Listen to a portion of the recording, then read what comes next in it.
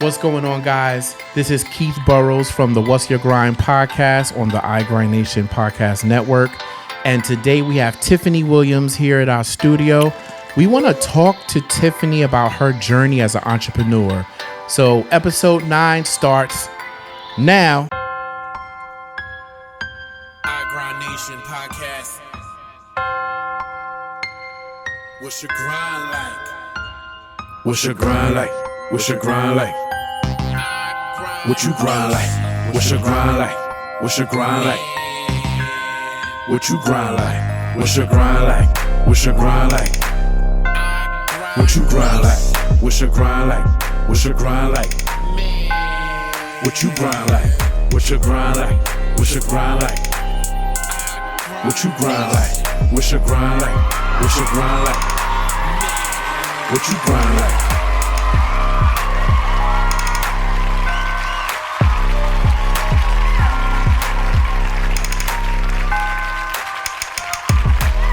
Hey, Tiffany, Hey. how you feeling? I'm good. How about yourself? I am doing fabulous today.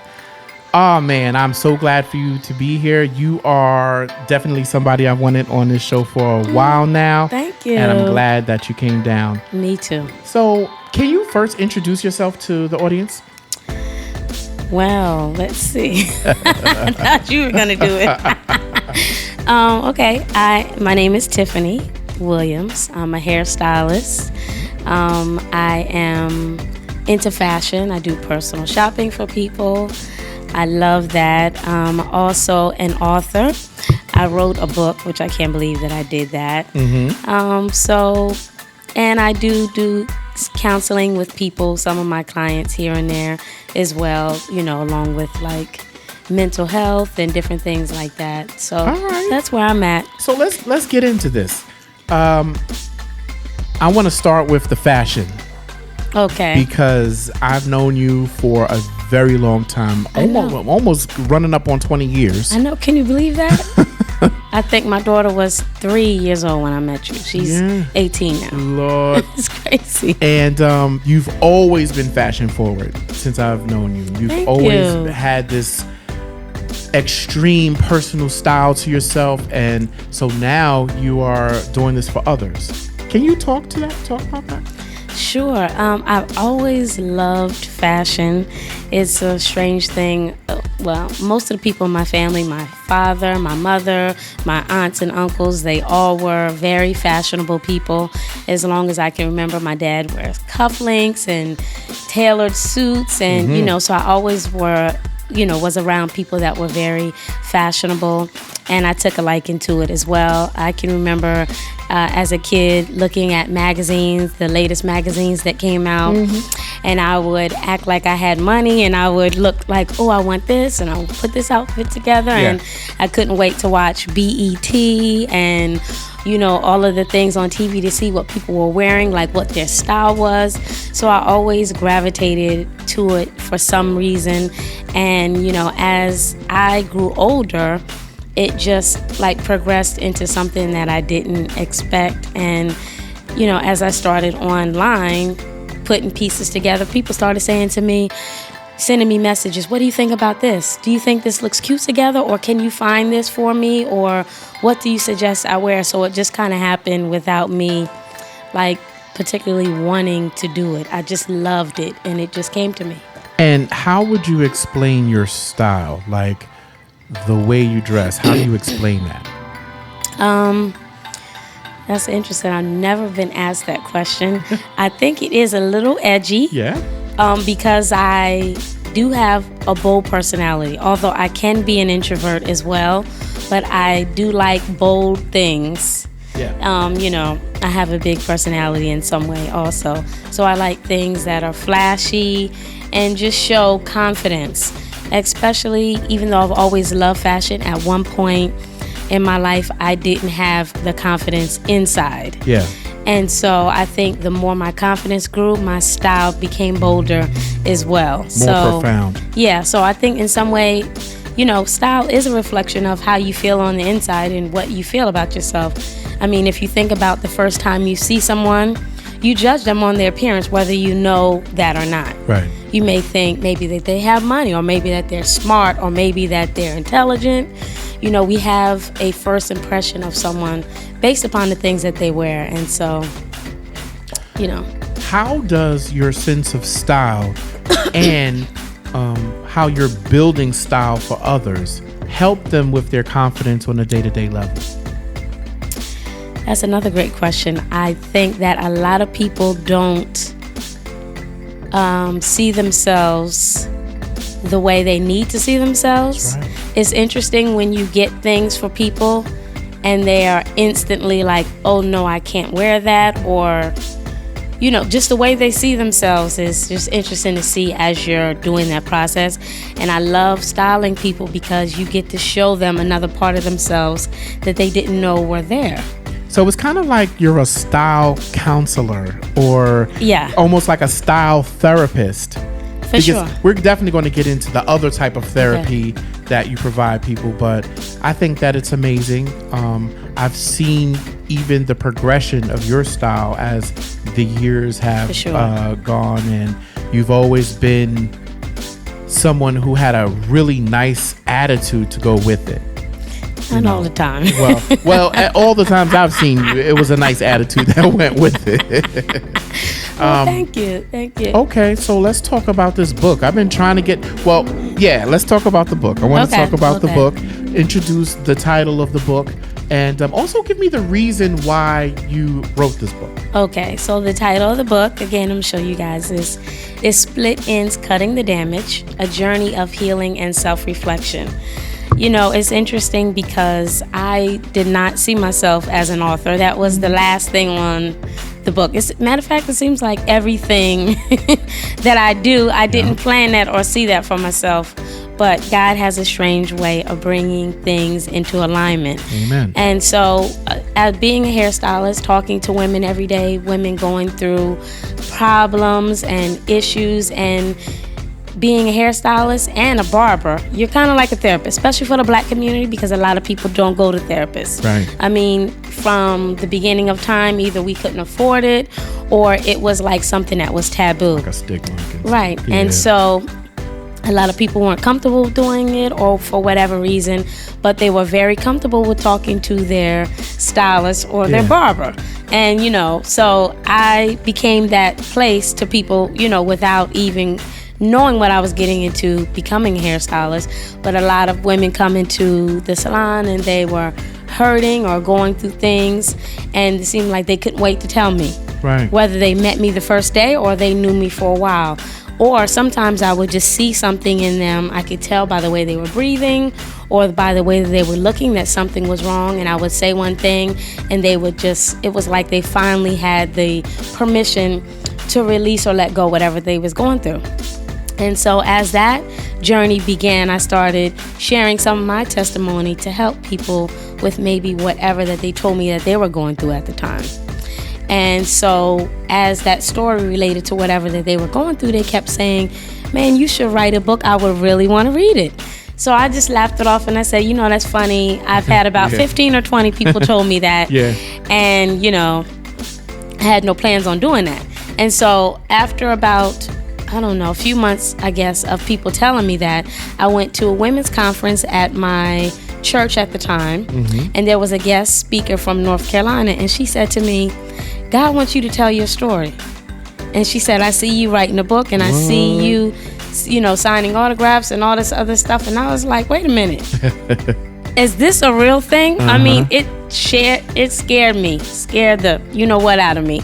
Because I was like, I can't write a book. I'm not smart enough. Are people going to listen to me? I mean, so many things, you know, before you do anything. It's the fear of not knowing. I was going to say, before you do anything, it's like you know, automatically think of why you can't do it, why you're not qualified to do it or whatever, you know. So I was like, okay, I don't know how this is going to happen. So I was just praying like, God, just help me with this. And so after that happened, I just started writing down in my notebook because I didn't have any connections with anyone that could help me write a book or anything. I didn't know anything about writing a book.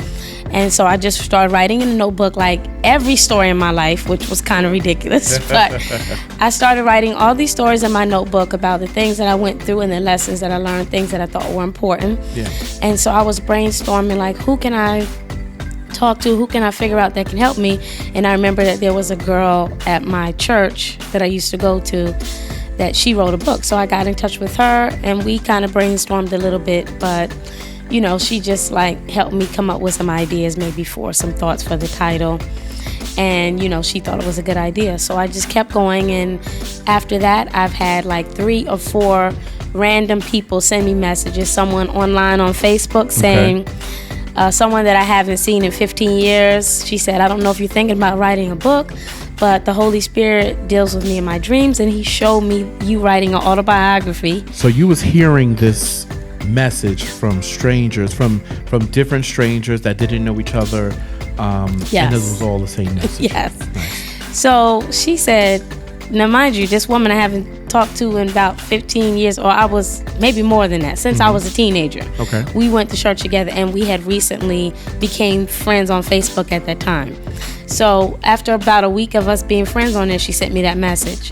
Now, no one knew that I was writing a book, and she said, I don't know if you're thinking about writing a book. If you're not, you need to start because God showed me you writing a book. So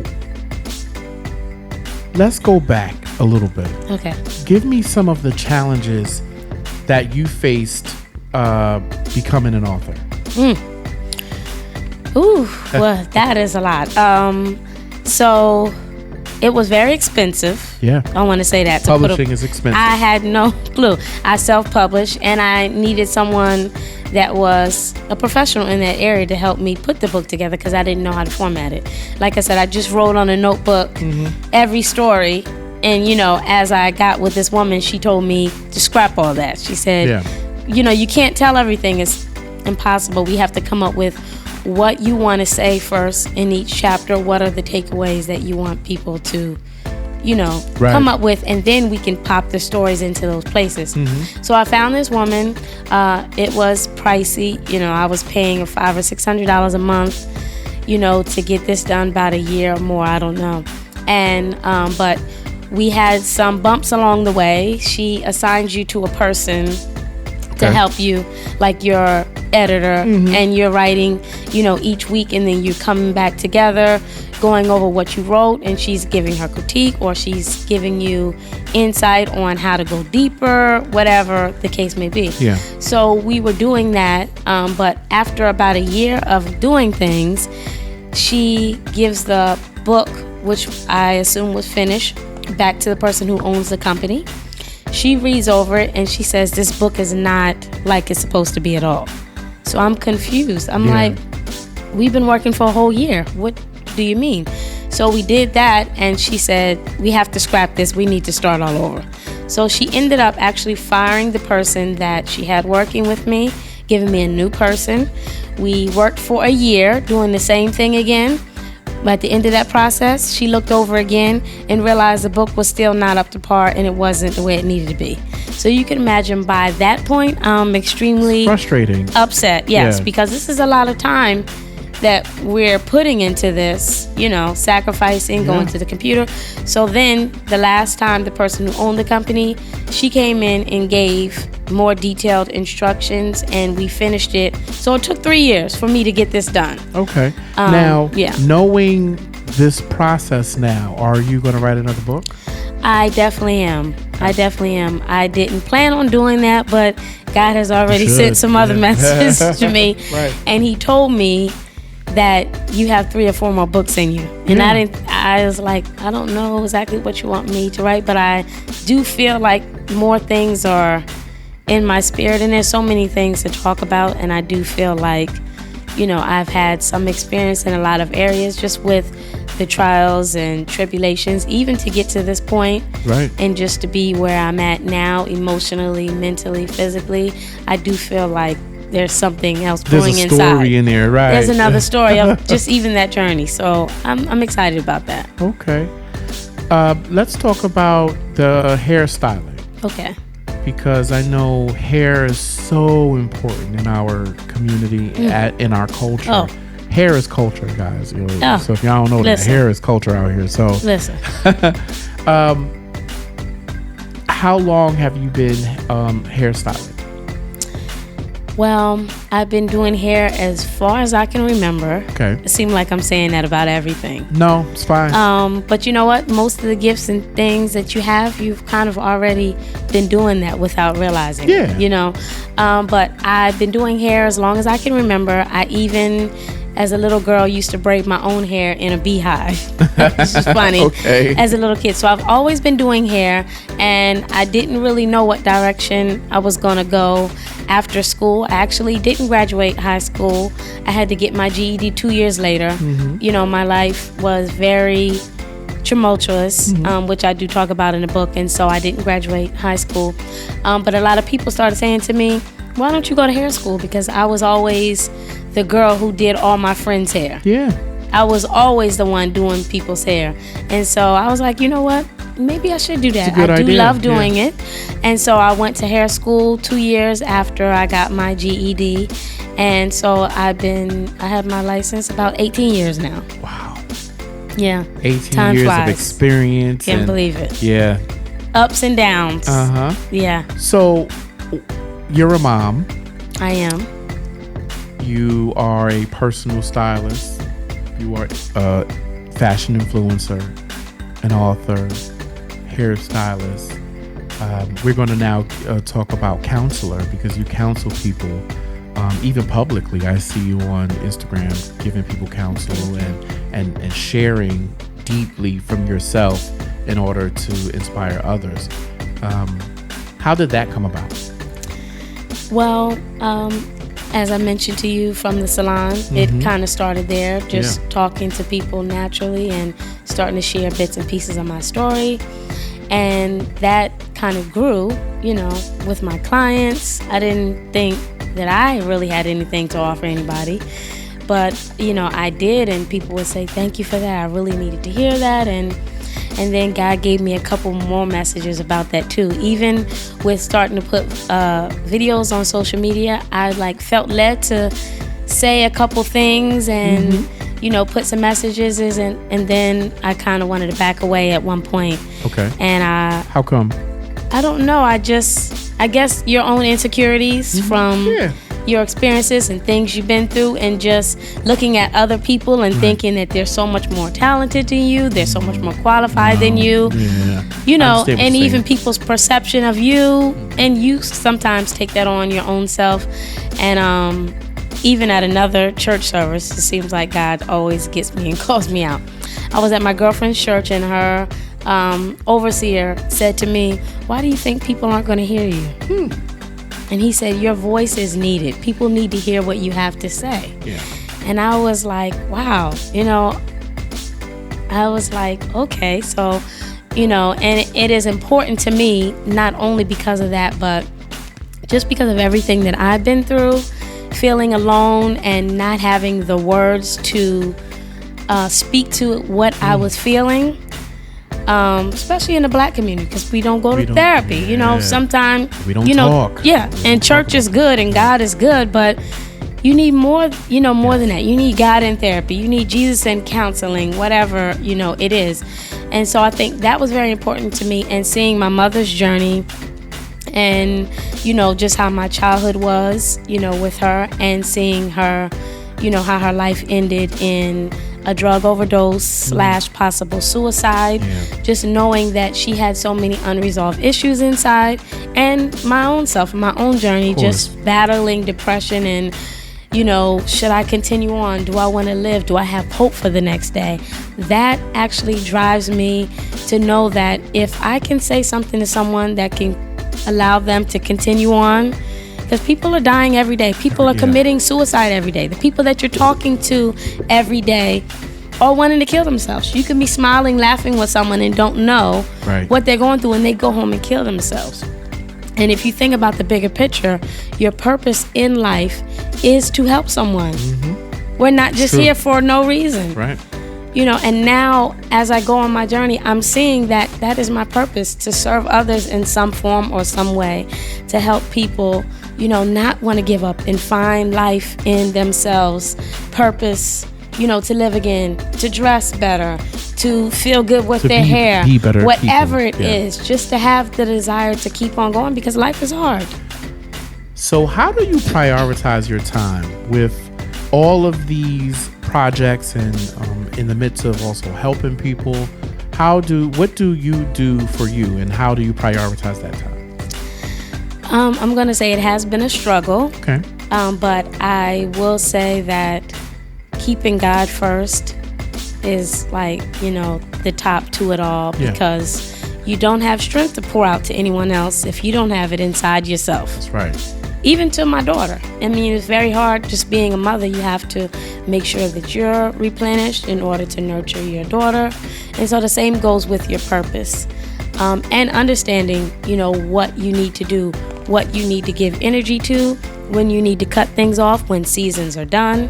So I would say being in tune with God, for Him to talk to me and tell me what's happening, and for me to be in tune with myself to understand and just listen when things are happening, just to pay attention to what I feel in myself. Okay, this season is done, or maybe this person needs to be cut off, or maybe you need to press more into this now.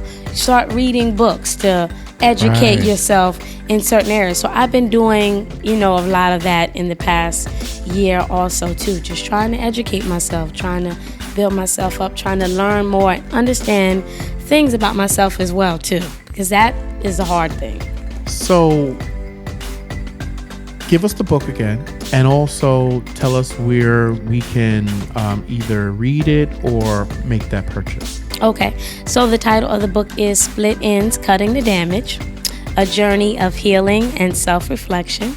You can find it on Amazon, and if you just type in my name, Tiffany Williams, it comes right to the top. I don't know how. SEO. Must be That's just cool. God. That's that SEO. Like, okay.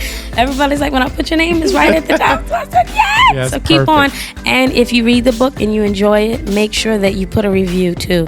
It really helps me out a lot. Also, personal styling. How can people get in contact with you? So you can get in contact with me on Instagram. You can send me a DM. My information is there. Email is there, or DM, phone number, anything like that. Yeah. Okay.